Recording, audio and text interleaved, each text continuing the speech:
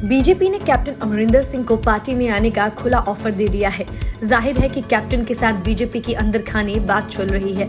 PM Modi और अमित शाह के मित्र captain की जितनी बीजेपी को जरूरत है उतनी ही कैप्टन को बीजेपी की। वजह यह कि दोनों के निशाने एक हैं। गांधी परिवार और कांग्रेस दोनों के टारगेट पर हैं। सिद्धू से कैप्टन को अपना हिसाब करना है तो बीजेपी को भी उनसे पुराना हिसाब चुकता करना है। रास्ते में बाधा सिर्फ किसान आंदोलन की है, लेकिन कैप्टन अमरिंदर सिंह के किसान संगठनों के साथ जितने गहरे संबंध हैं, उसे देखते हुए बीजेपी को उम्मीद है कि वे इसे समस्या के समाधान का कोई ना कोई रास्ता जरूर निकाल लेंगे। और ऐसा हुआ तो पंजाब की सड़कों पर बीजेपी की गाड़ी सरपट दौड़ने लगेगी। मुख्यमंत्री पद से इस्तीफा देने के बाद कैप्टन अमरिंदर सिंह के कड़े तेवरों को देखते हुए सियासी गलियारों में सबसे बड़ा सवाल यही उठ रहा है कि उनका अगला कदम क्या होगा। जो जिस तरह से प्रदेश कांग्रेस अध्यक्ष नवजोत सिंह सिद्धू और हाईकमान पर जुबानी हमला कर रहे हैं, इससे एक बात तो साफ है कि खुद को कांग्रेस से अलग मान चुके हैं।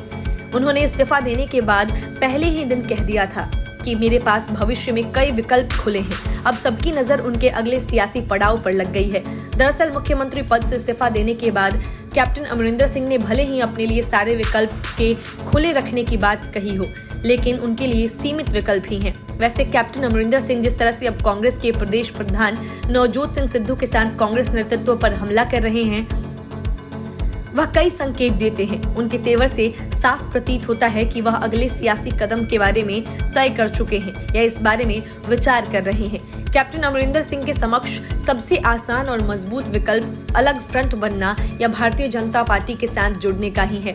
कांग्रेस की चिंता इस बात को लेकर है कि प्रधानमंत्री नरेंद्र मोदी और केंद्रीय गृह मंत्री अमित शाह के साथ अच्छे संबंध रखने वाले कैप्टन कहीं कृषि सुधार कानून की समस्या को हल करवाने में कहीं महत्वपूर्ण भूमिका न अदा कर दें। अगर ऐसा होता है तो पंजाब में जहां पर किसान संगठनों के कारण भाजपा को पैर रखने का स्थान नहीं मिल पा रहा है, वहां पर उनके पैर मजबूत हो जाएंगे। और अगर ऐसा कैप्टन के नेतृत्व में होता है तो इसका सारा श्रेय पूर्व मुख्यमंत्री को जाएगा।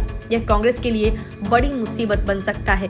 कैप्टन को जानने वाले राजनेताओं का कहना है कि जिस प्रकार से कैप्टन सीधे सीधे चुनौती दे रहे हैं, इसका सीधा संदेश यह है कि वह कुछ बड़ा कर गुजरने की रणनीति बना चुके हैं, क्योंकि आमतौर पर कैप्टन खुले मैदान में आकर चुनौती नहीं देते हैं। जानकारों की माने तो 79 वर्षीय कैप्टन ने कि अपनी पार्टी बनाकर चुनाव मैदान में आने की संभावना कम ही दिखाई दे रही है। इस उम्र में अपनी पार्टी बनाकर चलना भी कैप्टन के लिए आसान नहीं होगा। ऐसे में कैप्टन के सामने भारतीय जनता पार्टी में जाना या पीछे से भाजपा को सपोर्ट करने की राह ज्यादा सुगम दिख रही है। कैप्टन अमरिंदर सिंह भी राष्ट्रवाद को लेकर प्रखर है और भाजपा भी राष्ट्रवाद की राजनीति करती है।